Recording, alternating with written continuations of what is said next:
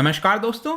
Recently Pakistan के द्वारा acquisitions लगाए गए हैं भारत के ऊपर, और आप क्या सुनना चाहेंगे कि क्या एक्विजिशन है? ये है कि भारत जो है वो इस्लामिक स्टेट के टेररिस्ट को, आईसिस के जो टेररिस्ट होते हैं उनको भारत ट्रेनिंग दे रहा है। जी हां, ध्यान से सुनिएगा, भारत ट्रेनिंग दे रहा है, ऐसा पाकिस्तान का कहना है। ऐसा भारत नहीं कह रहा है, लेकिन पाकिस्तान भारत को कह रहा है। ये आप देखिए, cornered for role in Taliban take over, Pakistan accuses India of running ISIS camp, Islamic State camps to malign Kashmiris. तो इसके बारे में मैं आपको बताऊंगा और यहां पर आपको कई सारे प्रूफ भी दिखाऊंगा। बेसिकली इन्होंने एक प्रकार का डोजियर जो होता है, जो डॉक्यूमेंट है वो जारी किया है, उसमें कई सारी चीजें बोली हैं, उसको हम थोड़ा देखेंगे और ओवरऑल पर्सपेक्टिव से जानने की कोशिश करेंगे कि आखिरकार ऐसा पाकिस्तान क्यों कर रहा है।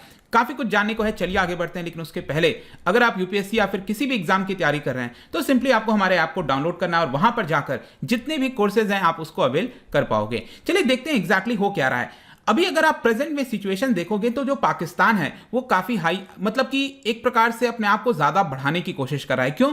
सिंपल सा चीज है, जो उसका पड़ोसी देश है अफगानिस्तान में, वहां पर जो डेमोक्रेसी आ रही थी, लोगों की खुशहाली आ रही थी, वो चली गई है। तो इसकी वजह से अब पाकिस्तान को मजा आ रहा है कि वहां पर तालिबान टेक ओवर कर लिया है, और तालिबान को काफी लंबे समय से पाकिस्तान ने पनाह दी थी। ये सबको पता है इसके बारे में। और इसको देखते हुए पाकिस्तान जो है अब अपना जो एजेंडा है वो भारत की तरफ मोड़ना चाहता है, और इसके लिए इसने एक डोजियर यहां पर तैयार कर दिया। डोजियर क्या होता है? एक प्रकार का कोई डॉक्यूमेंट आप कह सकते हो, किसी पर्सन के ऊपर या फिर किसी एक पर्टिकुलर सब्जेक्ट के ऊपर। तो यहां पर जो कश्मीर है उस सब्जेक्ट के ऊपर एक डोजियर तैयार किया गया, और उसने डायरेक्टली जो प्राइम मिनिस्टर नरेंद्र मोदी की गवर्नमेंट है भारत में, उसके ऊपर एक्विजिशन लगा दी। और देखिए क्या है सबसे बड़ी चीज, कि हम 5 ट्रेनिंग कैंप्स चला रहे हैं इस्लामिक स्टेट के। Can you imagine?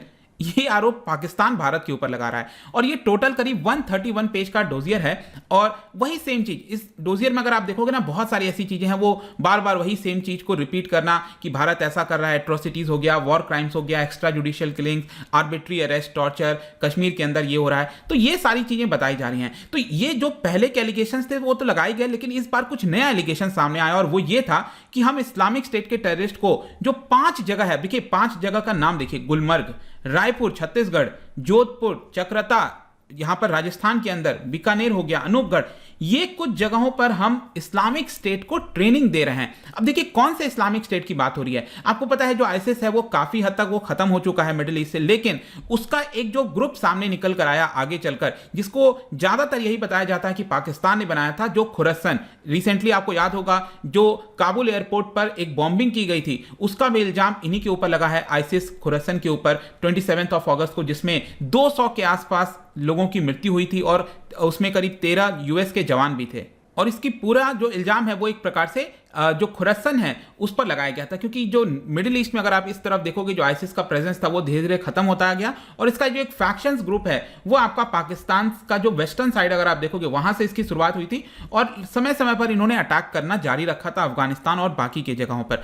तो ये इनका आरोप आ रहा है कि यही जो आईसिस है उसको भारत ट्रेनिंग दे रहा है। अब भारत का रिस्पॉन्स अगर आप देखोगे तो ऑफिशियली ऐसा कोई नहीं आया, और देना भी नहीं चाहिए, क्योंकि ये इसका कोई मतलब ही नहीं बनता है। जो जिस तरह के इल्जाम ये लोग बोल रहे हैं इसका कोई मतलब ही नहीं है। और लेकिन सोर्सेज के माध्यम से बस वही चीज कहा जा रहा है कि अगेन भारत के ऊपर प्रोपेगेंडा और इस तरह की चीजें चलाने की कोशिश की जा रही है, और ये जो भी आरोप है उसमें कोई तथ्य नहीं दिखता है। तो अब मैं आता हूं इस डोजियर के अंदर क्या है, मैं आपको कुछ एग्जांपल्स बताऊंगा, आपको समझ में आ जाएगा। देखिए, एक तो ये बोला गया है कि यहां पर जो भारत के आर्मी ऑफिसर्स हैं, पर्सनल हैं, 1178 लोगों के ऊपर एक्विजिशंस लगाया गया है, और कहा है कि करीब 3432, आंकड़े भी ऐसे देते हैं कि 3432, ताकि अच्छा लगे देखने में। अभी ये बोल देंगे कि 3000 आंकड़ा है तो वो नहीं लगेगा कि अरे 3000 क्या है, मतलब 3432 बोल दो। तो यहां पर वॉर क्राइम्स जो हैं, इस तरह के आरोप भारत के ऊपर लगाए गए हैं। जैसे कि इन्होंने क्या किया है ना, एक ग्लोबल पोजिशनिंग सिस्टम, मतलब जो होता है ना जीपीएस, जो कोऑर्डिनेट्स होते हैं, जो अलग अलग नॉर्थ डिग्री एंगल और ये सारी चीजें आपको देखने को मिलती हैं।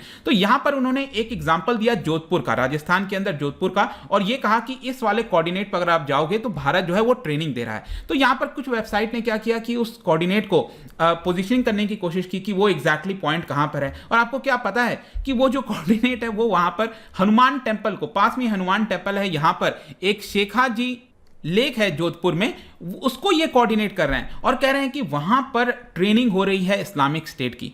तो जो इससे पता चलता है, जब क्लियरली देख सकता है, कोई भी गूगल पर अगर आप जाओगे और ये कोऑर्डिनेट को देखोगे, डोजियर के अंदर बोला गया है कि यहीं पर ट्रेनिंग हो रही है और वहां पर डे टू डे लोग जाते हैं, पूजा करने जाते हैं, हनुमान टेम्पल है, राइट। इस तरह के आरोप लगाए गए हैं। दूसरा एक और पोजीशनिंग सिस्टम बताया गया और वो आपका जो जगह है वो आपका फार्म हाउस निकला राजस्थान के अंदर। बेसिकली वहां पर क्या होता है ना, जो हमारी स्पेशल फ्रंटियर फोर्स है उसका एक ट्रेनिंग फैसिलिटी है वहां पर, ठीक है। और ये कोई हम छुपा कर नहीं कर रहे हैं, मतलब कि कई सारे देश में होता है, हमारे देश में भी कई जगह होता हो, हम अपनी जो ट्रेनिंग है आर्मी की, जो स्पेशल फोर्सेज होते हैं उनको हम सीक्रेट जगह पर करते हैं, जाहिर सी बात है ताकि लोगों को ना पता चले। लेकिन ये वाला जो जगह ये लोग दे रहे हैं ना, ये ऑलरेडी इसके बारे में काफी हद तक विकिपीडिया वगैरह पर आपको मिल जाएगा, आप सर्च करोगे तो ये जगह चकरता जो राजस्थान में है वहां पर इन्होंने दे दिया।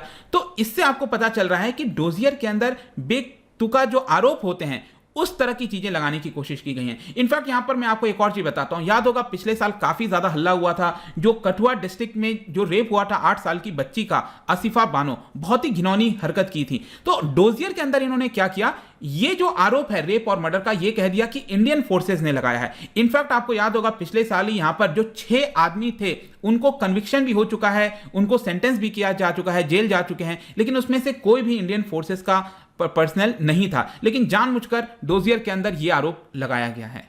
एक और मैं आपको एग्जांपल बताता हूं, इसी के अंदर डोजियर के अंदर इन्होंने एक फोन इंटरसेप्ट का एक प्रूफ डालने की कोशिश की कि हमने एक फोन इंटरसेप्ट किया था और उस फोन इंटरसेप्शन में हमें यह पता चला कि जो इंडियन आर्मी ऑफिसर है वो ये कह रहा है कि प्राइम मिनिस्टर मोदी ने ऑर्डर दिया है कि 35 विलेजेस को कश्मीर के अंदर जला दो, 80 व्हीकल्स को यहां पर जला दो जम्मू के अंदर, ठीक है। ऐसा इनका कहना है पाकिस्तान ने कि हमने फोन इंटरसेप्शन के माध्यम से यह सुना। लेकिन जब सुना तो क्या ऐसा कोई इंसिडेंस हुआ है? क्या आपने कभी भी पूरे विश्व में किसी ने सुना है कि 35 विलेजेस को जला दिया गया है, 80 व्हीकल्स को जला दिया गया है? ऐसा कोई इंसिडेंस ही नहीं हुआ है, लेकिन जानबूझकर उसको डोजियर में डालने की। देखिए मैं तख्त पर आ रहा हूं, ऐसा नहीं है कि हाँ ऑब्वियस सी बात है मैं भारतीय हूं, इसके बारे में बोलूंगा, लेकिन कोई इसका सबूत, कुछ प्रमाण तो होना चाहिए, राइट। मैं आपके सामने सब कुछ इसको रख रहा हूं। इसके अलावा ग्रेव की भी बात की गई। जी हाँ, मैं आपको बता दूं, ग्रेव का जो मुद्दा है जहां पर लाशों को दफनाते हैं तो कई सारे अनमार्क्ड ग्रेव्स मिलेंगे। कहने का मतलब है कि पता नहीं है कि वो ग्रेव्स किसका है, ठीक है। लेकिन उसके बारे में भी क्या हुआ है कि इस डोजियर के अंदर बहुत बड़े विस्तार से चर्चा की गई है